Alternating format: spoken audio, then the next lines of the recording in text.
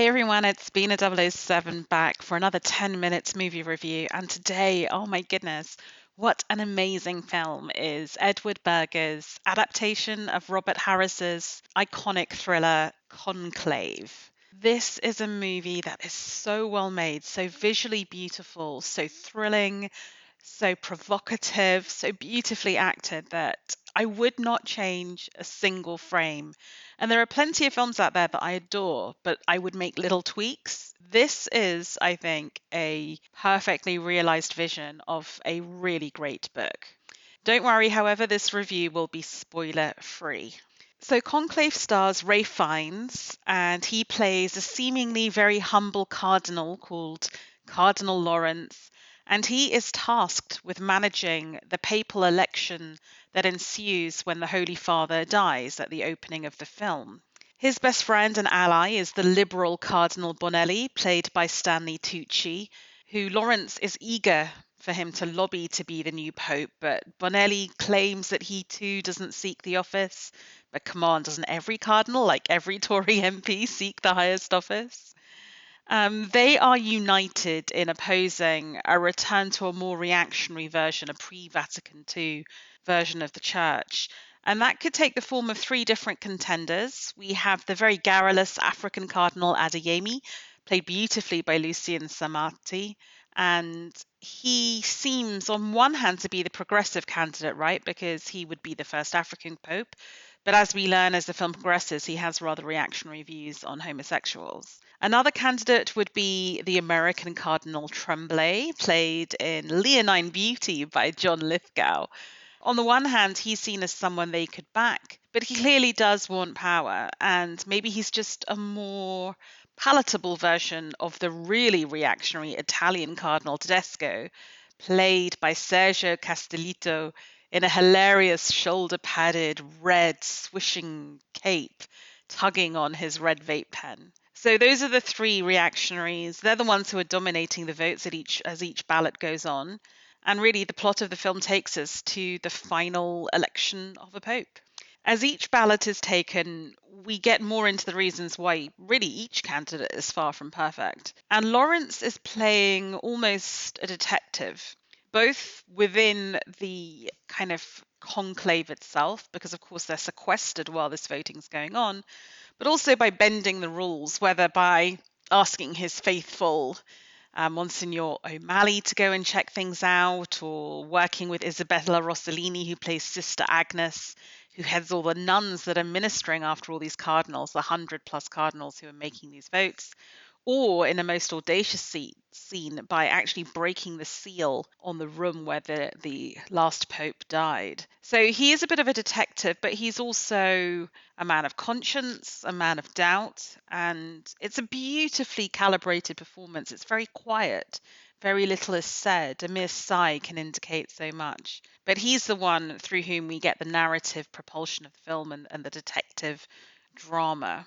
Each ballot really frames a debate about what the church means. Is it tradition? Is it modernity, diversity or unity, progressive on race or progressive on sexuality? And I think sort of as a sort of meta-narrative, there's a question about what is the role of women in the church? Because the action is all with these cardinals beautifully dressed up in these rich robes. But they are ministered to by these nuns who are meant to be seen and not heard.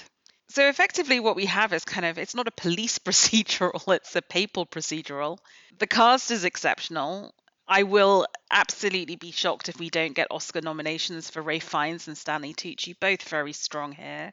But for me, the highlight is Isabella Rossellini in an absolutely scene-stealing cameo as Sister Agnes. Just a scene that is powerful, that makes you laugh in the best way, probably the all-time most powerful on-screen curtsy, and I'll leave it there because I don't want to spoil anything. But even more than these individual performances, I just think it's the deft way that Edward Berger creates this hermetically sealed world of the Vatican and helps us to understand the bizarre logic that governs these elections and why we should care as a modern audience that's probably going to be pretty secular. And kudos also to Peter Strawn, the screenwriter, for adapting this novel and making it intelligible, making it feel relevant, particularly in an era of, I'm recording this at the time of the Tory leadership contest, and the run up to the American presidential race. And it does feel these issues being debated around social mores incredibly relevant. It's interesting to see how Berger, when they do the first round of voting, really takes us moment by moment, piece by piece through that procedure. And then as we go through the ballots that follow, he can telescope that, he can really make it concise and give it more dynamism with how he places his camera and who he chooses to show. And despite all the various candidates, you really feel very quickly that you have a good grasp on what's going on and what's at stake and who the main movers and shakers are. And then beyond that, I think there's just something really beautiful in his choices around the visual look of the film, the production design, the costumes, the framing of the characters. As you can imagine, 108 cardinals all dressed in pristine white and red robes, framed against black and white marble, and then this amazing teal sort of conference theatre. It's incredibly beautiful to look at. And you often have sort of crowds of cardinals or crowds of nuns in hushed movement moving through these palatial halls. And it's incredibly affecting. I also feel that there's been a choice made about keeping things spare and simple. So we never break beyond the Vatican, right? So you don't cut to news journalists in Vatican Square and crowds waiting for each billow of smoke to come from the chimney. It's very much focused on what goes in the conclave. And as a result, or maybe as a choice, I think, there's actually not that much dialogue. It is kept very spare and austere. And even the way they use the score, it's very minimal but very effective. And it's quite a quiet film, therefore. So that if a certain character then speaks out or gets angry or raises their voice, it's even more powerful. So I really loved the tone, the mood, the feeling of austerity around this film. Where, as I said before, a sigh, a glance, a tug on a vape pen can be very powerful. And, bravo to a director who has the confidence to strip away rather than giving us sensory overload. I felt that the prior film by Edward Berger that also played the London Film Festival, All Quiet on the Western Front, was a really good film. I really liked it, but I felt that it was worthy of awards, but maybe not quite the amount of award nominations that it got. And kudos to Netflix for lobbying on its behalf.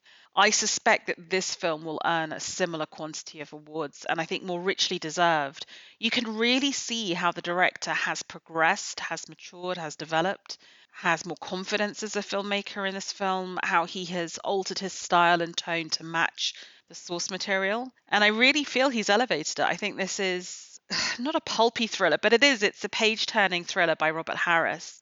And it has become something equally entertaining, occasionally incredibly funny, but ultimately quite provocative and quite thought-provoking and really memorable in its look and feel.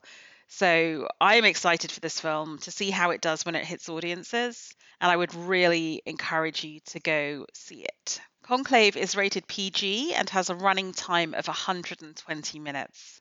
It will be released in the United States on October 25th and in the United Kingdom on November 15th. I really hope you enjoy it. Feel free to leave a comment on the blog at Bina007.com or on the YouTube channel. And in the meantime, thank you for listening.